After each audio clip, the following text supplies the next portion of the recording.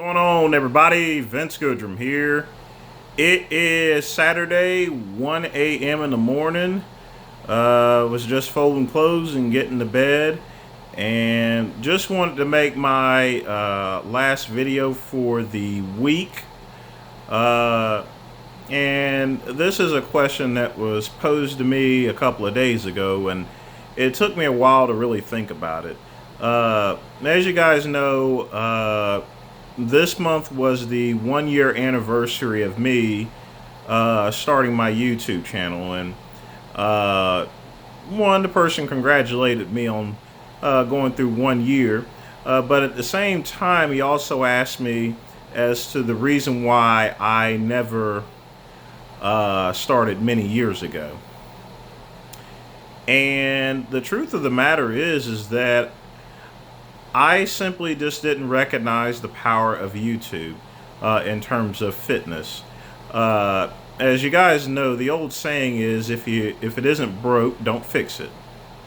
Now, when YouTube started back in, I believe, 2006, at the time I was still selling bee pollen and cayenne pepper, if you know what I mean, along with other specialty fitness products, pro hormones, on eBay, as well as exercise equipment, and this is prior to the rise of Amazon. So at that time I was making already a lot of money, period. YouTube was just still in its infancy, and at that point in time, and this is partially my fault, I dabbled into social media when it came in, but I just didn't really recognize the power of it there. Simply because, and this is where age gets in the way of things. Me being in my 40s, whenever I first started out in the fitness business, I was, it was a whole lot different back in the late 90s, early 2000. You go and get your product, and then you would sell it there. There wasn't really no online e-commerce stores. It was just a matter of going on the news groups, passing around your list. People will send you a Western Union check, and that was about it. In eBay back in 99, 2000, you could practically sell anything that you wanted to. It didn't matter what it was. There was no regulations or anything like that. And that's where you get these Methyl 1 test and other products. Not only that, at that time, I pretty much did what was pretty popular at the time. Will Brink, I'm sure you guys have heard of him before. What made Will Brink very famous is his ebooks. And I sold a bunch of those ebooks, and I made a ton of commission on it. At the same time, I also went to Thermolife. I was buying out their products wholesale, including their Injectafuel, and I would go down to the flea market. I'd cut out about $300 or $400 in a given day, very easy. And I would just sit there with my black and white TV, and take cash for it. Or I used a manual credit card reader, just took people's driver's license. And I don't know if you guys have ever heard of a manual credit card reader, but it's a little, it's non-electric. You basically put a little piece of paper down with the magnetic strip around it, with copy paper, and you simply take the card you put there and you just slide it through. You have a copy of it, you give one to the person, you make sure they write down their driver's license, and whenever I got home, I'd process the credit cards. If something came back fake, then you file a police report. But once you ask for people's driver's license, people know that you weren't fucking around, basically. But here's the thing, people. Even though I missed out on the YouTube revolution and mostly the social media revolution, which, that's still kind of debatable. My channel is actually growing in YouTube.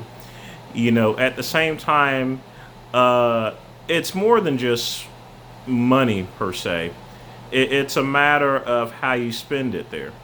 Like I said before, I would, at any point in time, I'd rather have a $2 wallet with $100 in it than to have a $100 wallet with only $2 in it. It doesn't do any good if you're spending all of your money and then you're just blowing it on stupid watches and eating out and everything. So, and that's just the God's honest truth. And, a lot of these YouTube stars, they're just literally blowing their money like water. And they're going to regret it because eventually the YouTube revolution is going to run out. Or maybe not. It just really all depends. Something newfangled will come along and then they'll be at my age. And the stuff that they did, many years ago just simply doesn't work. As far as I'm concerned, I have old money, which is fine with me. And a lot of things that I did in the past still work, and I'm still making good money.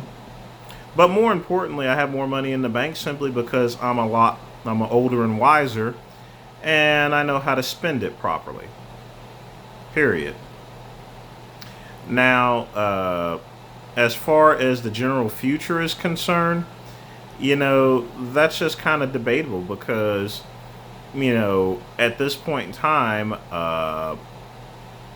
as far as YouTube is concerned, I believe that I could build it back up to where I can make some sort of income and revenue, eventually get back on the YouTube Partner Program, which I already was on because until they made those cuts, but I'm still, getting money from side affiliate links here. And that's fine with me. I don't really care too much about it. But for, all of you guys that think that I missed out on the revolution, there's no such thing as missing out on any type of revolution. And the reason being is there's always going to be ways of making money, period. And it's my job and it's your job also as well if you're going to get into this fitness business, pay your bills and feed your children, in order to recognize what you can do and what you simply can't do. In terms of opportunities are concerned, I've made plenty of mistakes in life, and I've done a lot of positives, and I've invested, and I've lost money. And that's just a cycle of life of things here. You're going to make money, you're going to lose money, you're going to make good decisions, and you're going to make bad decisions. But the key thing is that you have to be in a position to make the decisions. Because, if you sit on your ass and you try to depend on a job or just one income, you're seriously going to be fucked. My whole goal was to make sure I have multiple sources of income. So that's subsequently why I'm building the YouTube channel to provide income for the future and provide a little extra dollars. Doesn't give me much money right now, but it will in the future. But in terms of the fitness business is concerned, I do have some regrets that I wish I had started it earlier, but there's nothing I can do about it right now. I can only move ahead towards the future. And honestly, I shouldn't even have any regrets at all because, I made a lot of money at the time when it was necessary. Because quite frankly, the pro-hormone industry and everything I took advantage of as well as websites, it still pays dividends to this day and age. But that's all I got to say tonight, people. You guys take care. Say hello to Mr. Sandman for me.